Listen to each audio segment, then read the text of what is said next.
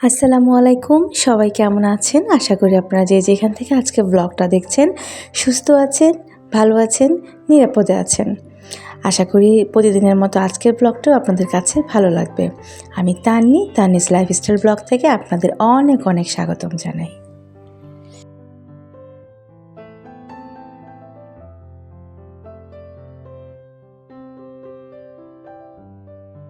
পবিত্র মাহে রমজান একদম শেষের দিকে। সত্যি মনটা কিন্তু সত্যি আমার অনেক খারাপ। কেন যেন এই রহমতের দিনগুলো যখন ছিল মনটা প্রশান্তিতে ভরে থাকতো। যাই হোক, আল্লাহ তাআলা আমাদের সবাইকে নেক হায়াত দান করুক। আল্লাহ আমাদের সবাইকে এই মাহে রমজান উপলক্ষে আমাদের জ্ঞান বুদ্ধি বাড়িয়ে দেয়।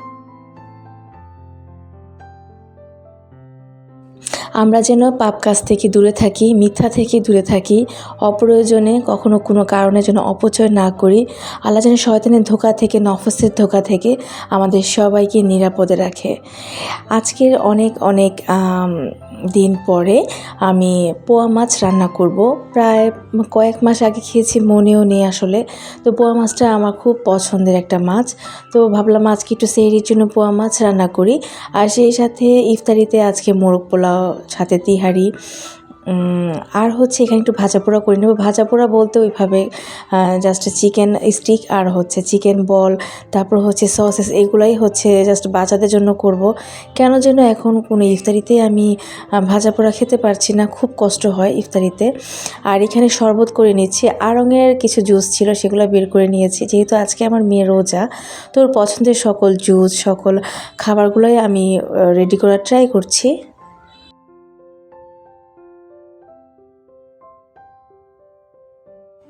এই চিকেন বলটা পেলে আমার ছেলে আর মেয়ে মাশাআল্লাহ অনেক বেশি পছন্দ হয়, খুব খুশি হয়ে যায়। তো আসলে সন্তানদের খুশি বাবা মায়ের খুশি। তো তার কারণে সবসময় আমি আমার ফ্রিজে এগুলো রেখে দিই, ফ্রোজেন আইটেম, যেন ওদের চাওয়া মাত্রই আমি ওদের এগুলো সার্ভ করতে পারি। জানি না আজকের ভিডিওটা আপনাদের কেমন লাগছে, কতটুকু ভালো লাগছে, কে কোথা থেকে ভিডিওটা দেখছেন অবশ্যই কমেন্টস করে জানাবেন। ভিডিওটা ভালো লেগে থাকলে চ্যানেলটা সাবস্ক্রাইব করবেন। ভিডিওটা বেশি ভালো লাগে থাকলে ফ্রেন্ডস অ্যান্ড ফ্যামিলির সাথে শেয়ার করবেন, লাইক কমেন্ট শেয়ার করবেন। সেই সাথে যদি আপনারা এখন পর্যন্ত সাবস্ক্রাইব করেন না, অবশ্যই সাবস্ক্রাইব করে পাশে থাকা বেল বাটনটি ক্লিক করে দেবেন। সাথে অল অপশনটিও যদি ক্লিক করেন, ভিডিও ছাড়া মাত্রই কিন্তু আপনার কাছে পৌঁছে যাবে নোটিফিকেশনটা।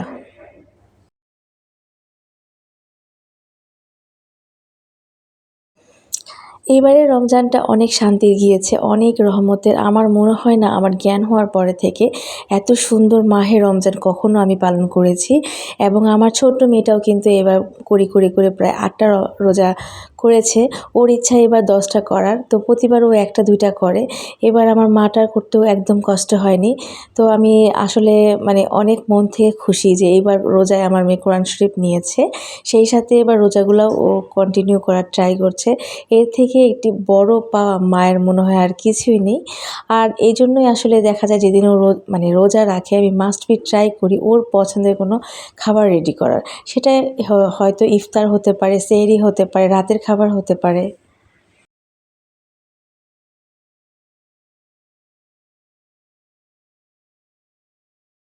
এইবারে মাহে রমজানে যেই ছোট, ছোট আমার মেয়ের মতো যে মামুনিগুলা রোজা রেখেছে তাদেরকে অনেক, অনেক ধন্যবাদ, অনেক শুকরিয়া। আল্লাহ তোমাদের অনেক বড় করুক মামুনিরা। যেন তোমরা বড় হয়ে অনেক বড় মানুষ হতে পারো। তোমরা একজন নেকি মানুষ হতে পারো। এটাই দোয়া আন্টির কাছ থেকে। আর এই শোপিসটা কিন্তু অনেক সুন্দর। আপনাদের ভাইয়া আমাকে গিফট করেছিল আমার বার্থডেতে। তো কেননা আজকে এটা আমার টেবিলের শোভা বাড়িয়েছে, খুব ভালোও লাগছে। আর ইফতারির সময় একদম ছুঁই ছুঁই, তো ভাবলাম আমি আমার খেজুরগুলো আর আমার চিকেন বল, সেই সাথে ইফতারি যত আইটেম করেছি সবগুলো টেবিলটা আমি সাজিয়ে নিই। আর আমার মেয়েটা কিন্তু পিছনে পিছনে ঘুরছে, কি করব কি করব, আমাকে কিছু করতে দাও। বলেন তো, একে তো না খেয়ে মানে সারাদিন না খাওয়া, সেই সাথে রোজা, তারপর আমি কি কোনো কাজ করতে দিতে পারি বলেন? তো আমার মনে হয় অনেক মেয়েরাই মানে যারা রোজা রেখেছে, মেয়ে বা ছেলে যেটাই হোক, সবাই তো একই অবস্থাই করে যে মায়ের পিছু পিছু হাঁটে। বিশেষ করে মেয়েরা মনে হয় এগুলো বেশি করে। এই যে সে কিন্তু সস ঢেলে দিচ্ছে, অনেকবার মানা করেছি তোমার করা লাগবে না, না সে করবেই। তো মাশাল্লাহ মাশাল্লাহ।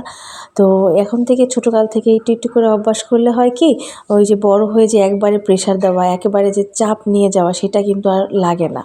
একটু একটু করে করলে দেখা যায় পরবর্তীতে সেগুলা মানা মানে মানিয়ে নিতে পারে আর কি।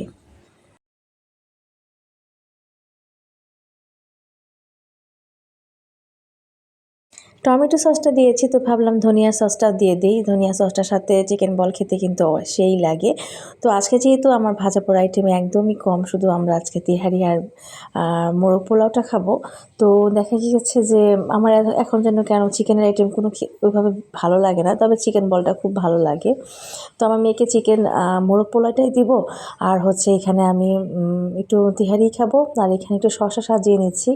আসলে এই প্লেটটা আমি হচ্ছে দীপা আপুর কাছ থেকে নিয়েছিলাম। আমার অনেক ডিশ কিন্তু সিরামিকের, যেগুলো আমি দীপা আপুর কাছ থেকে নিয়েছি। দীপা আপুর কাছ থেকে যে প্রোডাক্টগুলো নিয়েছি না কেন, আমার কাছে আপুর প্রোডাক্টের ডিজাইন এবং মানসম্মত মনে হয়েছে, আর ভালোও লেগেছে। তো আপুর কাছ থেকে দেখা যায় যে আমি প্রায় 11-12 বারের মতো অনেক কিছু পারচেস করেছি, অনেক কিছু আপনাদের সাথে শেয়ার করেছি, অনেক কিছু শেয়ার করা হয়নি। এই তো দেখেন লাস্ট মুহূর্তে চলে মানে ফ্রিজে ছিল তরমুজটা, তো আমার এটা কিন্তু মনে নাই, আমি ফ্রিজে আদা রসুন রাখতে গিয়ে মনে হয়েছে তরমুজের কথা, তাড়াতাড়ি করে বের করেছি। আর আমার মোটামুটি আমার সাধ্য অনুযায়ী আমি আমার টেবিলটা সাজিয়ে নিয়েছি। এখানে ফ্রুটসের মধ্যে নিয়েছি তরমুজ, আঙুর, তারপর হচ্ছে আপেল, তারপর হচ্ছে মালটা, আর এখানে হচ্ছে একটু বুন্দিয়ে নিয়েছি, আর জিলাপি, খেজুর, সসেস, তারপর চিকেন বল। আর এখানে তো আজকে আর খিচুড়ি করিনি, খিচুড়ির পরিবর্তে আজকে তেহারি।